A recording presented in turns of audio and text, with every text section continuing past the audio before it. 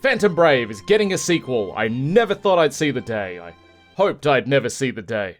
If you, like me, had a questionable feeling in the pit of your stomach upon seeing the announcement, there is a good reason for that. We both know there's a major chance the sequel's gonna completely miss what made the original great and spit in its face.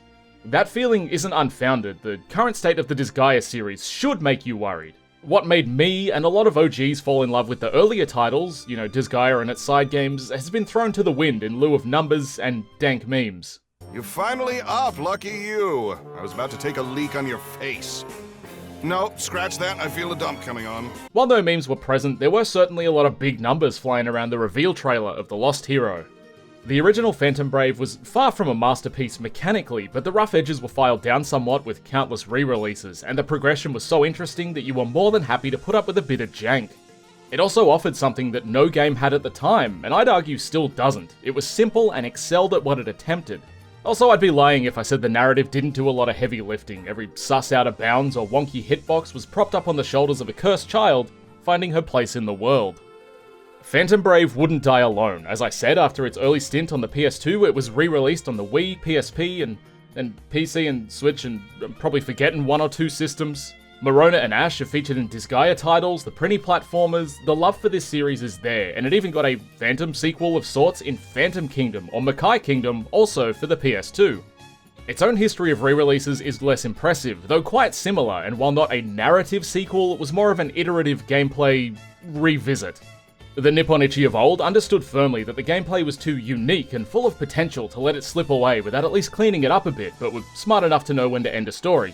Instead of mindlessly pumping out Phantom Brave 2, they lifted the gameplay, slapped some extras on top, and made up a story about a guy turning into a book and yelling. What the hell's going on?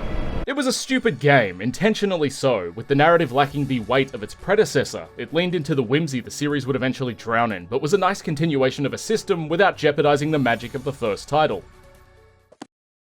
I'd be silly not to address the actual sequel Phantom Brave had already received, as in 2012 they tried a web-based game called Web Phantom Brave. But even then, 2 years after the release of Last Rebellion for the PS3, was very dark times, Nipponichi was still smart enough to not milk our ghost friends as they subbed them out for not Ash and not Morona. Rinny, or Rene, Lenny maybe, and Teal were the mascots of this sequel, set 300 years after the events of the PlayStation 2 classic. I don't know why Ash wouldn't be in it, he was already dead. Would Morona become a phantom after she died naturally? Do phantoms die? Do they disappear? You'll have to play the original to find out. Either way, it lasted around a year and shut down late 2012, shortly after presumably the world's least successful beta test.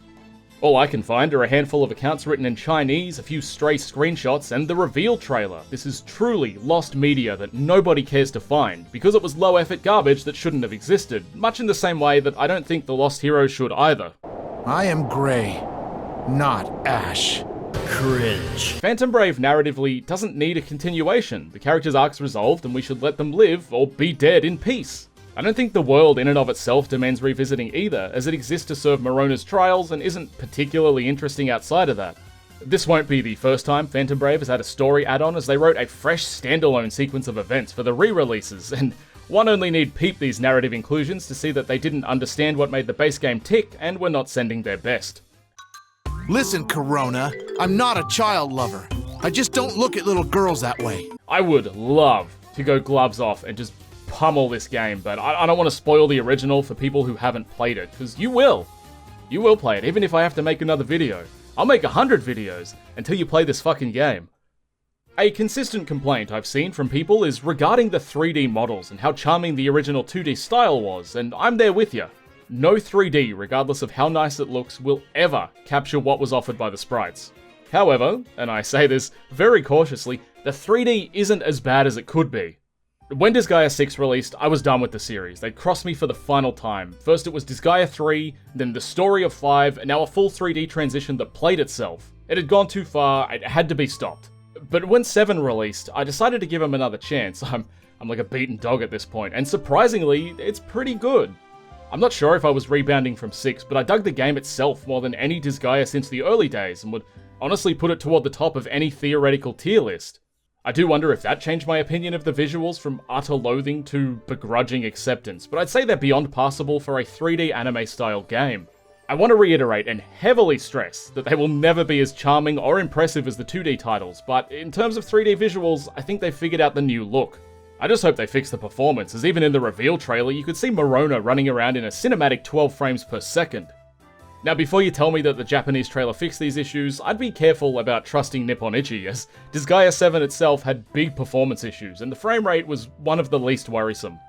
During certain turns, my Switch sounded like it was about to blow up, and the game would ostensibly hang for 5 to 10 seconds considering its next moves. There's a new mechanic where you become larger than the entire stage, and I noticed it would happen during these scenes. Maybe it's a Switch issue, but when you've got The Witcher 3 and Kingdom Come running decently well, how much can you blame the hardware? A little bit, I guess. It's pretty dated, but it doesn't get the full blame. Maybe I'm just so intelligent that I broke the AI and it needed a week to think of its next move. Nah, really, fix your game. We've come a long way from Nippon Ichi setting PS3s on fire, but we've still got a ways to go. The progression of the sequel seems very similar to the first, where you visit different islands and help people out. The pirate aesthetic and theme fits perfectly, but they can't retread old ground. You can't have Morona grow as a character in the first game and do it all again the same way in the second, so they're gonna have to drop something big or it's gonna fizzle like most Disgaea stories. And look, I'd be lying if I said I wasn't looking forward to it, but every time I feel hope, I get that accompanying unease again. I think of the modern state of the Nippon Ichi game, games and narratives in general in current year, and how it's no longer an earnest expression from a small company, but a sequel to a game that not only did not need one, but no one fucking asked for. Not every game needs a sequel, a reboot, or a remake. It's possible to enjoy something that doesn't have an associated multiverse or a perpetual lifespan. Though I have no issues with ports, as it is getting increasingly difficult to interface with older systems, so go buy the first game, right now. Best case scenario, I'm completely wrong. All my fears were stupid and it ends up being killer, but I'm very rarely wrong. I tend to back the most visible horse, which fills me with dread, because that horse also has a broken leg. So, Phantom Brave 2, a horrible idea that probably shouldn't exist, but it does, so let's make the best of it, I guess. You know, I'll probably buy it regardless, which makes me a part of the problem too. Unless it's like $100, then I'll wait for a sale. Yeah, sorry, there are too many good games that cost like $5 to justify that. A common retort to criticism is if you don't like something, either fix it or outline how you'd fix it, and in most cases, this is a fair request from people who want to hear someone take charge. They want a chance for the critic to become the theoretical creative, to hold them to their own standards. And don't get me wrong, I love just shitting on something, it's cathartic, but it can be hard to take criticism seriously if there's no concrete action plan. Or, you know, if the critique misunderstands the work, you're just making noise at that point, so here's how I'd make Phantom Brave 2. Give it more fucking HoloLive DLC!